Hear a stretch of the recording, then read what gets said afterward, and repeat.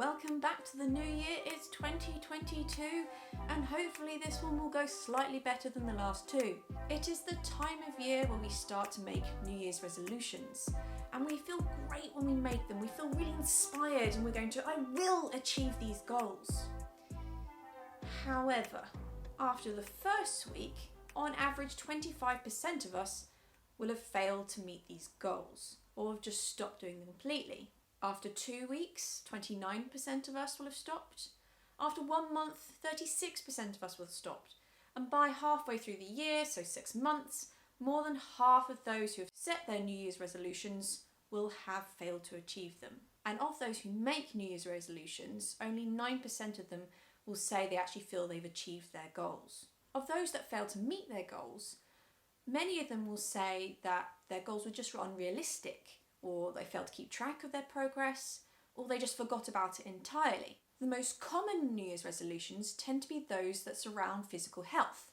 So be healthier, eat healthier, be fitter, lose weight, be more active.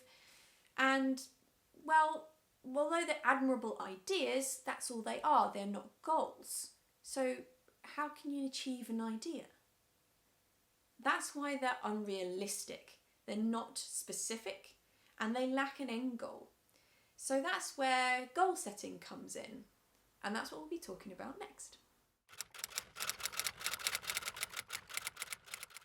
Goals are designed to help you from getting from point A to point B.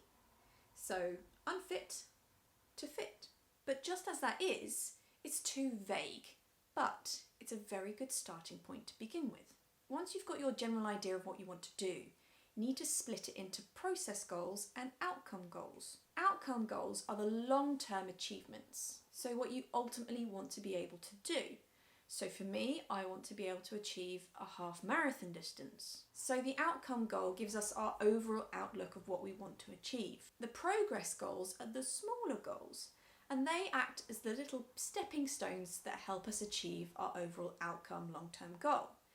Generally, these are more known as short and medium-term goals, and they help us to build the good habits that eventually help us succeed in achieving our outcome measure. So our progress goals are things such as maintaining consistent waking time, or keeping a consistent training program, or making sure you have an appropriate diet. So the little things that help you achieve the overall outcome. These examples are still quite vague, but they do break down the original long-term goal into their specific component parts, which helps us to be able to decide where we can start. Rather than a big mixture of like, oh, where do I go? How do I achieve this? What do I start on? How do I even think about it? And that's where SMART goals come in. SMART goals is a framework that helps you to make realistic and achievable goals with an endpoint. And it's an acronym that stands for specificity. I can't say this word. I can't pronounce the first word, but this is what S stands for. For example, if we go off my half marathon outcome goal, the specifics would be I want to achieve a half marathon running distance. The next component is M and stands for measurable. We have to be able to measure our baseline and our end goal, so we can tell whether progress is being made. So this component is all about monitoring. So with my running, I have a sports watch which records my distance, my time and my speed. So at the moment my goal is just to be able to achieve a half marathon distance. So my sports watch can monitor how long I'm running for each of my runs. If you're really fancy and you're wanting to go for more of a fitness aspect as a goal, you can look at your VO2 max or resting heart rate. A is for achievable, and this is all about having an action plan to help you achieve your goal. I have the Garmin Coach app, so this creates the action plan for me to help me achieve my goal. And through this I've said I'm going to run 5 times a week, and it creates some easy runs, interval runs and a long run each week to help me achieve my half marathon goal. Other coaching apps are available, or you can just design your own action plan or have a personal trainer. The next component is R for realistic. So this is about whether the goal is manageable for you. This is about being specific to you. In my example, I lead a very busy life. I go to medical school, I have to go to placement, and I create these videos. I also need some downtime, as well as also my cycling and swimming that I do. So it's about whether I can realistically achieve this goal. And for me, I believe I can. Which brings us on to the final component, which is timing. And it's about having a time-bound goal, so an endpoint. It's about having a deadline where you can say whether you have succeeded with your goal or not. Having an endpoint also motivates you to try to complete it. I mean, who likes to leave a job unfinished? So in my example, I've set myself a time-bound goal of 6 months to achieve half marathon distance. Now this comes back to the realistic part of our goal setting, is that with all the other things I've got to do, 6 months is realistic for me because I have a lot of things in my life that can move and change quite suddenly. So I'm moving every few months. And that's another part about SMART goals. They're not fixed components in time, they're adaptable. You can change them to factor in things like if you're sick or you have to move, you've got stressful life events. You can adapt your goals to what's going on at the time.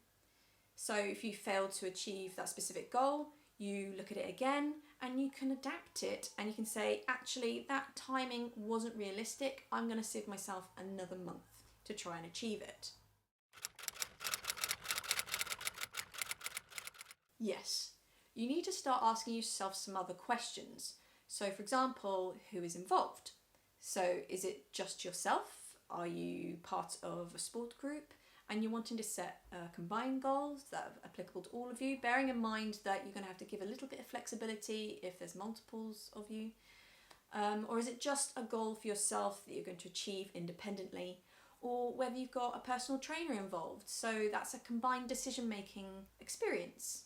Having other people involved also gives you some culpability, so some extra motivation to try and complete those goals. So some people might not feel that's necessary and prefer just to have personal goals for them to achieve in their own time, without the pressure of trying to achieve things as a collective. Another question to ask yourself is, what are you trying to achieve? What is the purpose of you making this goal? Are you wanting to enter a competition? Are you just being sociable? Is it just something for you to do for fun? Now, the reason I want to be able to complete half marathon distance has a bit of a silly reason. Because I've always gone, no, they're idiots, why do they want to do that? So it's more about, for me, of going, okay, it's time, I want to be able to try and do a half marathon distance. I have no real wish to compete or do anything competitive with half marathon distance. I do want to try and achieve a half marathon distance with my friend though. So there is a little bit of my reasoning there.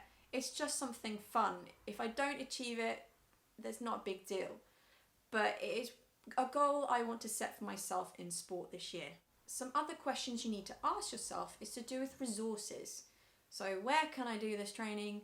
What do I need? If you're quite short on cash, going to the gym and running on the treadmill to achieve your goal is probably not the best idea. But the great outdoors is free. But if you're in an area like London and you're worried about safety, maybe going indoors to a gym is a better idea. So it's all about your individual circumstances and money. In terms of kit, there are some great discount sites you can get some sporting gear. Now, I particularly love Sport Pursuit and Wiggle. They're my two favourite brands too, which get real discounted, good quality kit. You just get the end of season stuff. Sport clubs also have some members that might want to get rid of some kit, so it's either they're too small or too big for it anymore. And giving away kit, if you don't need it anymore, can help keep kit in circulation and avoid it going to landfill, because Lycra does not degrade particularly well. So, up for eco. Ultimately, the goals you want to achieve are very personal, and hopefully this video will have given you the building blocks into helping you achieve or continue those New Year's resolutions you're making this year. And remember, you don't have to wait until next year to make new ones. Goals can be made anytime, anywhere, any part of your life, in order to help you achieve what you want to do. Thank you for watching. You can follow me on Instagram at Lexi_FitMed. And I can only apologise for the week delay in this video. I'm in the middle of doing my dissertation, so I've been really busy researching that.